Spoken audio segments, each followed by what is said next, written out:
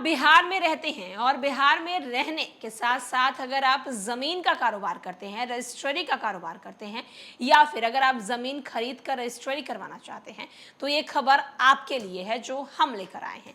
नमस्कार, मैं श्वेता और आप देख रहे हैं न्यूज फॉर्नेशन। जमीन मामले को लेकर लगातार कुछ न कुछ खबरें आती रहती हैं। कई धोखाधड़ी के मामले जो हैं वो जमीन से जुड़े होते हैं, कई हत्याएं भी जो हैं वो जमीन के मामलों से जुड़ी निकलकर सामने आती है। ऐसे में सरकार जमीन मामलों को बेहद ही क्लियर रखना चाहती है, बेहद ही साफ सुथरा रखना चाहती है।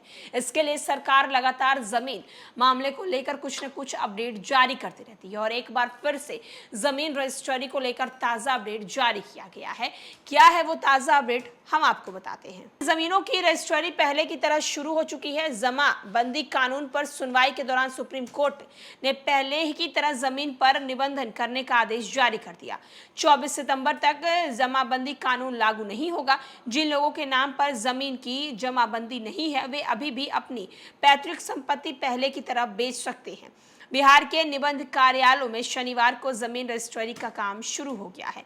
जमाबंदी कानून पर रोक लगाने के बाद जमीन रजिस्ट्री के काम में तेजी आई है। बिहार के रजिस्ट्रर ऑफिस में काम जो है वो काफी देखी जा रही है। दरअसल बिहार सरकार ने नया जमाबंदी कानून लागू किया था, जिसमें जमीन की बिक्री सिर्फ उन्हीं लोगों को कराने की बात कही गई थी जिनके नाम पर जमीन निबंधित है। जमाबंदी कानून लागू होने पर जमीन रजिस्ट्री की संख्या में काफी कमी आई थी। बताया है कि सुप्रीम कोर्ट ने जमाबंदी कानून का क्रियान्वयन का फिलहाल रोक लगा दिया है। 24 सितंबर तक जमीन निबंध प्रक्रिया पहले की तरह जारी रहेगा। शनिवार से पूर्व के नियमों के मुताबिक जमीन रजिस्ट्री का काम शुरू हो चुका है। अब जिले का कोई भी निवासी अपने पूर्वजों की जमीन को साक्ष्य प्रस्तुत कर बेच सकता है। बिहार में भूमि निबंधन के सभी जिलों के राजस्व जुटाने के लिए अलग अलग लक्ष्य दिए जाते हैं। नए नियम लागू होने के कारण लक्ष्य पूरा नहीं हो सका है।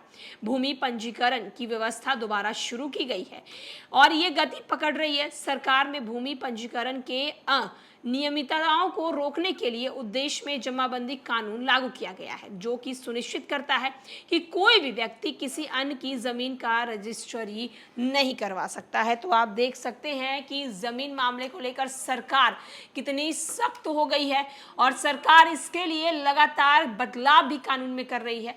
और अब पहले की तरह जो जमीन रजिस्ट्री के मामले हुआ करते थे उस तरीके के मामले ना हो, इसके लिए सरकार जो है लगातार एक से बड़े एक नियम भी ला रही है।